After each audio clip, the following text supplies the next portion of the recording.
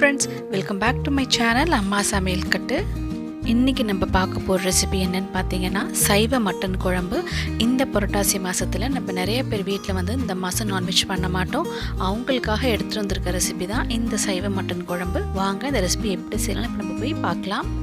இந்த குழம்பு பண்ணுறதுக்கு ஃபஸ்ட்டு வந்து ஒரு 100 கிராம் அளவு பச்சை பயிரை ஒரு 4 மணி நேரம் போல் நான் ஊற வச்சு எடுத்து வச்சுருக்கேன். நம்ம ஊற வச்சுருக்க பச்சை பயிரை வந்து ஒரு மிக்ஸி ஜாரில் போட்டுக்கலாம். அது கூட 2 சின்ன வெங்காயம், ஒரு சின்ன துண்டு இஞ்சி, அப்புறம் 5லேருந்து 6 பூண்டு பல் இதெல்லாம் போட்டுக்கலாம். அப்புறம் ஒரு 1/2 டீஸ்பூன் அளவு நம்ம ஜீரகம் சேர்த்துக்கலாம். அப்புறம் இதுக்கு தேவையான அளவு உப்பு கொஞ்சமாக நம்ம எடுத்துக்கலாம். எடுத்துகிட்டு இப்போ நம்ம நல்லா நைஸாக அரைச்சி எடுத்துகிட்டு வந்துடலாம். இப்போ இதை நம்ம அரைச்சி எடுத்துகிட்டு வந்தாச்சு. இப்போ இது கூட வந்து ஒரு டீஸ்பூன் அளவு நம்ம வெறும் மிளகாய் தூள் சேர்த்துக்கலாம். இதை முதவே சேர்த்துருக்கணும், நம்ம மறந்துட்டேன், அதனால் நான் இப்போ சேர்த்து அரைச்சி எடுத்துகிட்டு வந்துக்கிறேன். இப்போ பாருங்கள், மிளகாத்தூள் போட்டு நம்ம நல்லா அரைச்சி எடுத்துகிட்டு வந்தாச்சு. இப்போ இதை வந்து நான் ஒரு டிஃபன் பாக்ஸ் எடுத்துக்கிறேன். ஒரு டிஃபன் பாக்ஸில் வந்துட்டு கொஞ்சமாக நம்ம எண்ணெய் ஊற்றி ஃபுல்லாக அப்ளை பண்ணிக்கலாம். எண்ணெய் வந்து எல்லா இடத்துலையும் படுற மாதிரி நல்லா அப்ளை பண்ணிக்கலாம். அப்ளை பண்ணிவிட்டு நம்ம ரெடி பண்ணி வச்சுருக்கோம்ல பேட்டர், அதை வந்துட்டு இப்போ இதில் ஊற்றிக்கலாம். ஊற்றி இப்போ நம்ம வந்து நல்லா வேக வச்சு எடுத்து வச்சுக்க போகிறோம். இப்போ வந்து இதில் மூடி போட்டு நம்ம மூடி வச்சிடலாம். மூடி நான் வந்து இன்றைக்கி கடாயில் தான் இதை வேக வச்சு எடுத்து வச்சுக்க போகிறேன். உங்கள்கிட்ட இட்லி பாத்திரம் இருந்தது அப்படின்னா நீங்கள் இட்லி பாத்திரத்தில் கூட இதை வேக வச்சுக்கலாம். இப்போ பாருங்கள், இதை வச்சாச்சு. இப்போ இதை மூடி போட்டு மூடிட்டு ஒரு 10லேருந்து 15 நிமிஷம் வரைக்கும் இதை நம்ம நல்லா வேக வச்சு எடுத்து வச்சுக்கலாம். இப்போ அதை நல்லா வேகட்டும். இப்போ நான் வந்து ஒரு மிக்ஸி ஜாரில் வந்து தேங்காய் பேஸ்ட் வந்து அரைச்சி ரெடி பண்ணிக்க போகிறேன். இது வந்து 3 பத்து அளவு தேங்காய் எடுத்திருக்கேன். இது கூட ஒரு 1/2 டீஸ்பூன் அளவு சோம்பு, 1/2 டீஸ்பூன் ஜீரகம் இதை சேர்த்து நம்ம நல்லா நைஸ் பேஸ்ட்டாக அரைச்சி எடுத்து வச்சுக்கலாம். நீங்கள் வந்து உங்கள் மட்டன் குழம்புக்கு கசகசா சேர்ப்பீங்கன்னா நீங்கள் கசகசா கூட சேர்த்துக்கலாம்.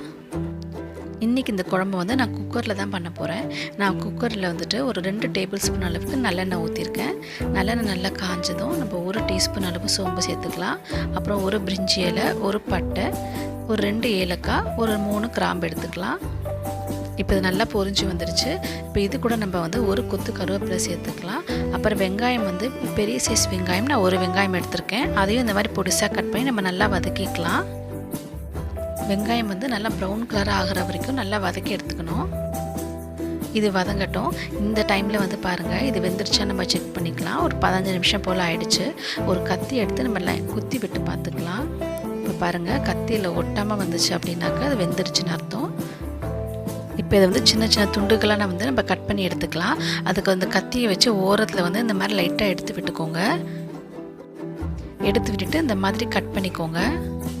உங்களுக்கு வந்து எவ்வளோ பெரிய பீஸ் வேணும் நீங்கள் விருப்பப்படுறீங்களோ அந்த அளவுக்கு நீங்கள் பீஸ் போட்டுக்கலாம்.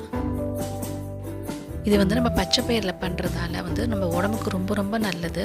ஸோ வாரத்துக்கு ஒரு நாள் இந்த ரெசிபி வந்து தாராளமாக செஞ்சு கொடுக்கலாம்.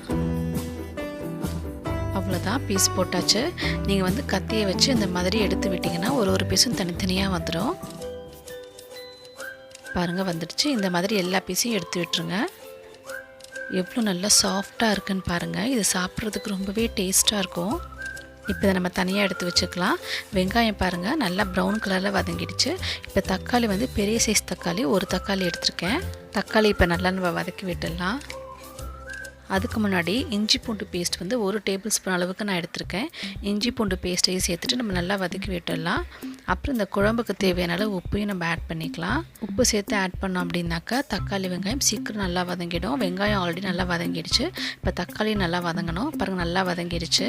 இது கூட குழம்பு மிளகாய்த்தூள் 2 டேபிள் ஸ்பூன், மஞ்சள் தூள் ஒரு 1/2 டீஸ்பூன், வெறும் மிளகாய்த்தூள் 1 டேபிள் ஸ்பூன். இந்த மசாலா பொடி எல்லாத்தையுமே வந்து நம்ம எண்ணெயில் வந்து லைட்டாக வதக்கி விட்டுடலாம். ஒரு நிமிஷம் போல் வதக்கினா போதும். இப்போ இது கூட வந்து கொஞ்சமாக நம்ம வந்து தண்ணி சேர்த்துக்கலாம். தண்ணி சேர்த்து கொஞ்சம் நேரம் கொதிக்க விட்டோம் அப்படின்னாக்கா மசாலா வாசனைலாம் போயிடும். ஸோ இன்னும் கூட கொஞ்சம் நம்ம தண்ணி சேர்த்துக்கலாம். தண்ணி சேர்த்து இந்த மசாலா வாசனை போகிற அளவுக்கு நம்ம நல்லா கொதிக்க விட்டுடலாம். இந்த குழம்பு பார்த்திங்கன்னா உங்கள் கன்சிஸ்டன்சிக்கு ஏற்ற மாதிரி தண்ணி வந்து நீங்கள் கூடவோ குறைச்சோ நீங்கள் சேர்த்துக்கலாம். இப்போ இதை கொஞ்சம் நேரம் நம்ம நல்லா கொதிக்க விட்டுடலாம். இப்போ பாருங்கள், நல்லா கொதிச்சிடுச்சு. இப்போ நம்ம கட் பண்ணி வச்சுருக்கோம்ல அது எல்லாத்தையும் நம்ம இதில் சேர்த்துக்கலாம். சேர்த்துட்டு இதை நல்லா கிளறி விட்டுடுங்க. கிளறி விட்டுட்டு ஒரு 2 நிமிஷம் போல் அதை நல்லா கொதிக்க விட்டுடலாம். எண்ணெய் வந்து லைட்டாக மேலே பிரிஞ்சு வரும். அந்த டைம் வரைக்கும் நம்ம இதை கொதிக்க விட்டு எடுத்துக்கலாம். இப்போ பாருங்கள், நல்லா கொதிச்சு எண்ணெய் வந்து லைட்டாக மேலே தெளிஞ்சு வந்திருக்கு.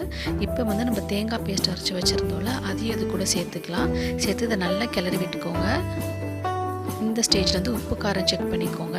செக் பண்ணிவிட்டு கொஞ்சமாக வந்து நான் கரம் மசாலா பொடி சேர்த்துக்கிறேன். 1 டீஸ்பூன் அளவு சேர்த்துருக்கேன். அவ்வளோதான். உங்களுக்கு குழம்பு வந்து இன்னும் கொஞ்சம் தண்ணியாக வேணும்னா தண்ணி கொஞ்சம் ஊற்றிக்கோங்க.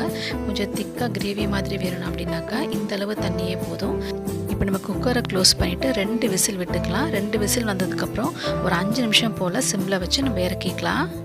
அவ்வளோதான். ப்ரெஷர்லாம் அடங்கினதுக்கப்புறம் குழம்பு இப்படி தான் இருக்குது. நல்லா திக்காக வந்திருக்கு பாருங்கள். இதோட டேஸ்ட்டுமே வந்து ரொம்பவே சூப்பராக இருந்துச்சு. நீங்கள் கொஞ்சமாக கொத்தமல்லி தழை இருந்துச்சுன்னா அதையும் தூவிக்கலாம். இந்த ரெசிபி பார்த்திங்கன்னா சாதத்து கூட அப்புறம் இட்லி தோசை இது கூடலாம் எடுத்துக்கிறதுக்கு ரொம்பவே சூப்பராக இருக்கும். கண்டிப்பாக இந்த ரெசிபி எல்லோரும் ட்ரை பண்ணி பாருங்கள். இந்த ரெசிபி உங்களுக்கு பிடிச்சிருந்துச்சுன்னா அம்மா சமையல் கட்டு சேனலை லைக் பண்ணுங்கள், ஷேர் பண்ணுங்கள், கூடவே சப்ஸ்கிரைப் பண்ண மறந்துடாதீங்க. தேங்க்யூ.